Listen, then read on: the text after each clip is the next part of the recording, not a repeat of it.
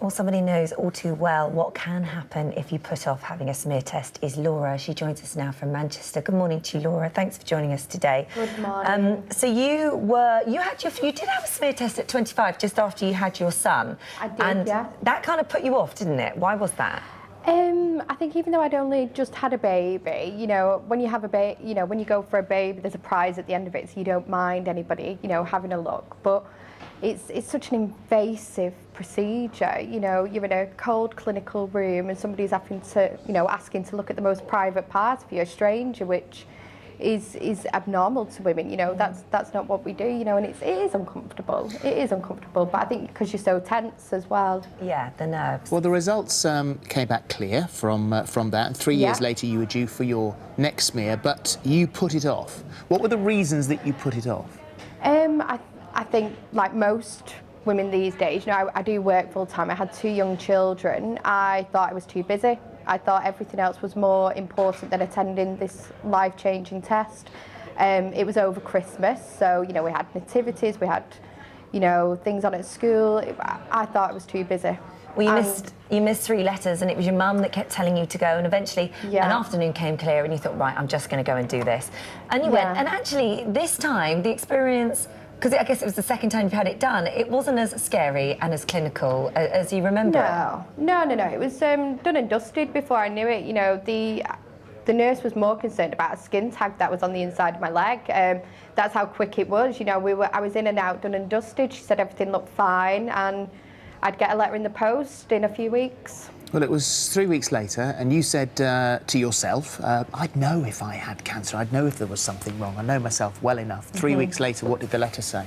Well, it was actually 6 weeks later, because they'd had quite a busy period, which I remember commented on saying, well, that's good. But I got quite a clinical letter that said I had high-grade cell changes, high-grade dyskaryosis, and I needed a colposcopy for further investigation. And the investigation showed eventually that you were diagnosed with early-stage cancer. Yeah. And here is you, a young woman, very young family. How did it feel to hear those words? I think it's the deja vu, isn't it? You know, I got took into a little room. There was a Macmillan nurse in the corner, and I got told, I'm really sorry, I've got some bad news, and my world just fell apart. I remember sitting in front of the consultant, and I begged him to save me. I said, you know, I've got 2 small children who depend on me, who aren't going to remember me if anything happens. And I think for any mum, that's devastating. Yeah. And so the treatment began. What was the treatment?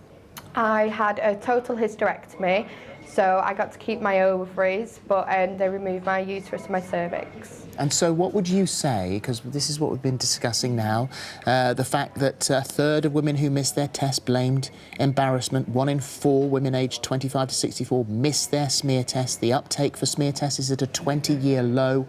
What do you say to them? I think my message would be, you need to look at the bigger picture. It isn't worth it. If you can't do it for yourself, do it for your children. You know, I had to look my children in the face and say, Mummy has cancer. I had to look my mum in the face and say, your baby has cancer.